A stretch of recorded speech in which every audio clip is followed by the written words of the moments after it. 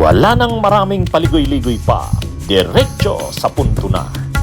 Maiksi lang ang komentaryo, pero diretso sa punto.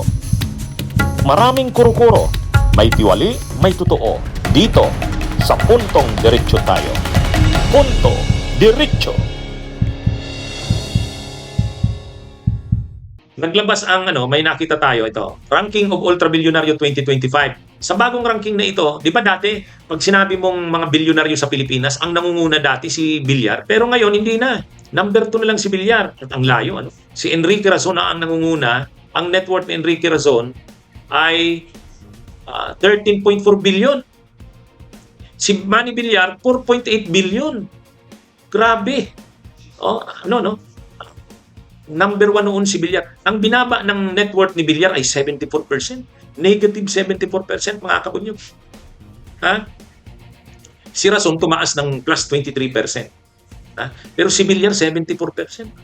Ha? Ito na ito na siguro yung mga nangyaring ito sa pamilya ng Villar, bumagsak ang yaman, Dahil na ito sa mga problemang kinakaharap ng mga negosyo nila.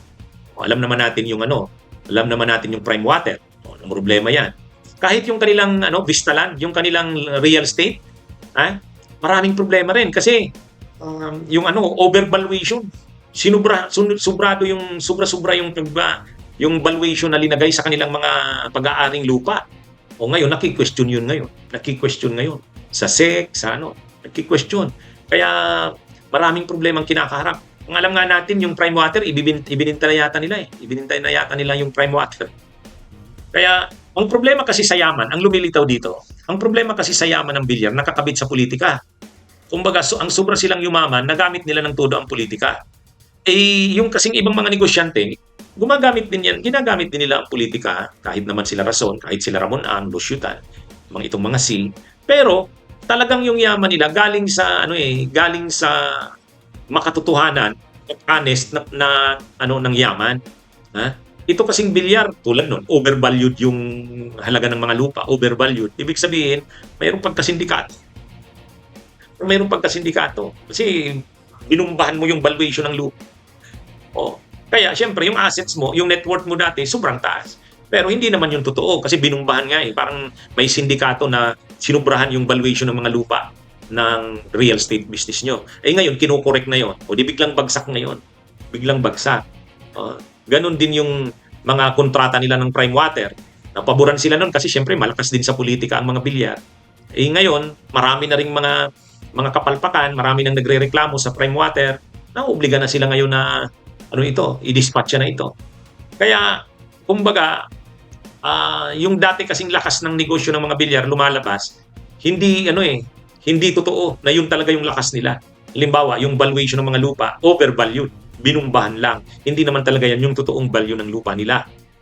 Yan yung problema diyan. Kaya ngayon, tinalo na si Villar ni Enrique Razon.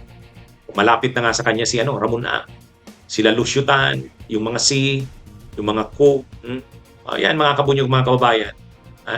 Ito, kahit sa politika, pagkahina na rin ang kapangyarihan ng mga Villar sa politika, papahina na rin. Muntik na nang matalo yan si Camille Villar. Muntik nang matalo. Lalo pa, ito pa. Lalo si Cynthia Villar tinalo na bilang kongresista sa Las Piñas 'Di ba? Tinalo siya ni Congressman Santos, yung councilor doon, city councilor Walang masyadong pera 'yon, pero tinalo si Cynthia Villar. Lalo na kapag si Mark Villar ay nadawit na ngayong taon sa mga anomalya. Pag nadawit na si Mark Villar sa mga anomalya at naimbestigahan yan, malaki na namang sakit ng ulo nila yan. Sa katunayan, yung tiyo ba yun? Yung tiyo ni Mark Villar, yung Aguilar, rin yun? Tumakas na yata Ang kalibalita, tumakas na sa Pilipinas, nasa ibang bansa na, parang Saldico na rin, parang Banuel Bunuan. Yung kontraktor, at the same time politiko, sasangkot din sa anomalya, sa flood control. Ngayon, tumakas na yata yun. Yun, grabe. Kaya, ewan natin kung ano ang mangyayari ngayong taong 2026 sa pamilya ng Villar.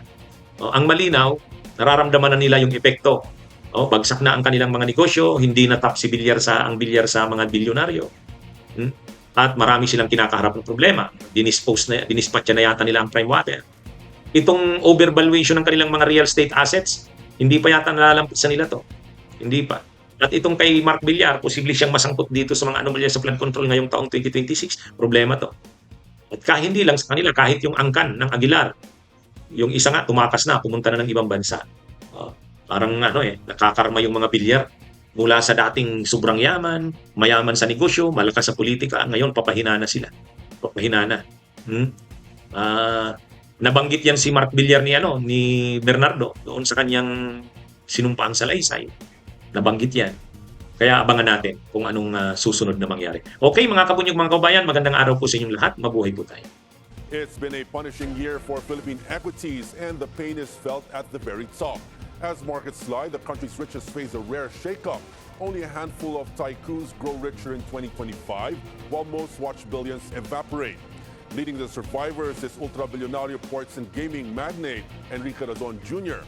His net worth jumps 23% to $13.4 billion, driven by strong results at International Container Terminal Services Incorporated and related businesses. He's not alone. Other gainers include San Miguel Corporation's Ramon Ang, LT Incorporated's Lucio Tan, and Pure Gold co-founder Susan Poe. And edges up 3% to $3.7 billion. Tan climbs 18% to $3.3 billion, while Co gains 8% to $1.4 billion. But for most, it's a different story. The Philippine Stock Exchange ends a brutal year down 7.3% year-on-year to 60.52, a 5-year low. Among the hardest hit, property titan Manny Villar, whose net worth plunges about 74% to $4.8 billion. The C family heirs, Henry C. Jr., Hans C., Herbert C., Harley C., Tessie C. Coson, and Elizabeth C. all post year-on-year declines. Their combined losses reach about $2.4 billion, cutting their combined net worth to roughly $10.1 billion. Property tycoon Andrew Tan's net worth falls 11%, shedding $200 million to $1.6 billion. More than a rich list reset, this is how winners and losers are being rewritten at the top of the Philippine economy. Bunyog, bunyog, halikan na kasama ka. Bunyog, kapag buklod ay may pag-asa. Luzon, Visayas, Mindanao, isa ang pananaw. Sa bagong Pilipinas ang bunyog isisigaw. Bunyog.